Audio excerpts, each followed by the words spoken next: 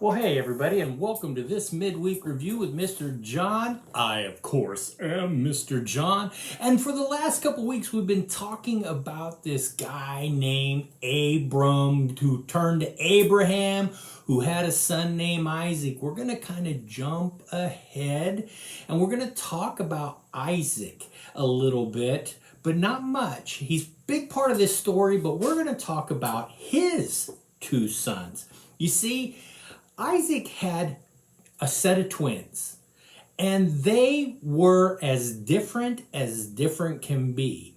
The firstborn, Esau, came out of, and when he came out, a funny thing happened. Jacob kind of took the fast train. He grabbed a hold of Esau's foot, and they both came out pretty much at the same time. But Esau was first. Now, Esau was this kind of odd looking guy. He was kind of very hairy. He had this red hair and it covered his entire body. Esau loved to hunt. He was a hunter. He was an outdoorsman. He loved to be outside, and he was a very good hunter. And he would be out and he would get an animal and he would have to skin it and do all that stuff you do when you do that with animals when you hunt. But the thing about it, with his hair, being out in the heat, out in the woods, things sticking to him, all the stuff that comes from animals, maybe a skunk sprays him, I don't know.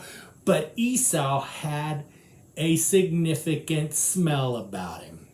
Now Jacob, the second born, he was a lot different. He wasn't hairy. He wasn't that outdoorsman. As a matter of fact, he kind of stayed at home.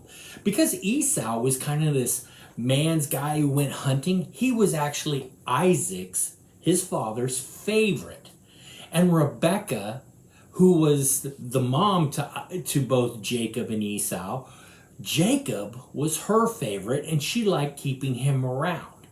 Well, one day Esau was out hunting and he's been out, and I would say the trip was very unsuccessful. His hunting trip didn't amount to anything because when he gets back, Esau is starving. He's so hungry, he needs something to eat right now. And it just so happens that Jacob was sitting by the fire cooking up a big pot of stew. All of a sudden, Esau must have got a good whiff of the stew. He runs up to Jacob and he sits there and says, "Hey, I'm starving. Can you give me some of this stew? I really need it. I'm dying here." And Jacob, in the moment, thinks of something. "Hey, I tell you what, since you're starving and you really need something to eat, I tell you what, I'll sell you a bowl of soup. But I'm not going to charge you money. I want your birthright."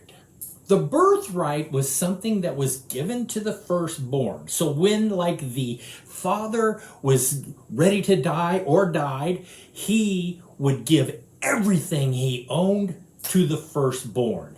The firstborn had the birthright. Jacob wanted that from Esau. He wanted the rights of the firstborn to get everything Isaac had when he died. Well, Esau, of course, he's starving. He's going, and at the time, he really didn't care about that. All he wanted to do was hang outside and hunt, right? So he goes, all right, and he trades his birthright for a bowl of stew. Now, if we think about that in today's thing, he probably bought this bowl of stew for maybe over $1 million, is how much they kind of think the birthright at that time may have been worth. $1 million. That seems crazy, right? But Esau, he really didn't care at the time. Well, as time goes by, Esau and Jacob keep continuing to live their life, and Isaac grows older and older, and he gets to where he's old, he becomes blind, and he's getting ready to die. And he sits there and he's thinking that his last meal is coming, so he calls for Esau and says, "Hey, can you go out hunting and find me one of those things you go hunting for and come back, make a great stew for me? And I would like this one last thing from you to just give me this great meal. So Esau, and he says, I will give you a blessing if you do. Esau wanted the blessing. He wanted this. This is something that God gives to Jacob to give to pass down, to give that person that gets the blessing kind of riches and good things will happen to him, and they're blessed by God, right? So Esau takes off to go hunting. He wants the blessing. Well, little did Esau and Isaac know, but Rebekah was standing off to the side and heard what was happening. And so Rebekah wanted Jacob to have the blessing. Now remember, he's got the birthright, but he doesn't have the blessing. And Rebekah wants this for Jacob. So what they do, they decide, okay, we're going to go in, we're going to trick Isaac and tell him that we're going to make this stew for him. We'll take it in, give it to Isaac, and then he will give you the blessing. But there's something wrong here. Jacob is not hairy. He's not hair like I've got hair on my arms. He had just skin, no hair really. And the other thing was he didn't stink like Esau did. Esau had this permanent odor on him. So what they do is they take sheepskin and they wrap it around his arms, and they just start putting all this stinky stuff on Jacob to get him to smell. And Jacob takes this bowl of soup and he hands it to Isaac. And he says something, here you go, Father, or here you go, Isaac, or whatever he may have said to hand him the stew. And Isaac sits there and hears the voice, and maybe Jacob talks like I'm talking. Hey, Dad, here you go. Here's the stew. Good for you, whatever.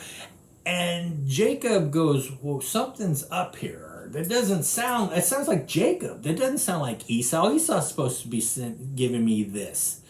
Maybe Esau had a deeper voice and hunted and did stuff like that, but the voices were different. But when they handed the soup or the stew to Isaac, he reaches out and he grabs his arms and he feels the hairy arms and, of course, the odor coming from Esau. So Isaac thought he was talking to Esau.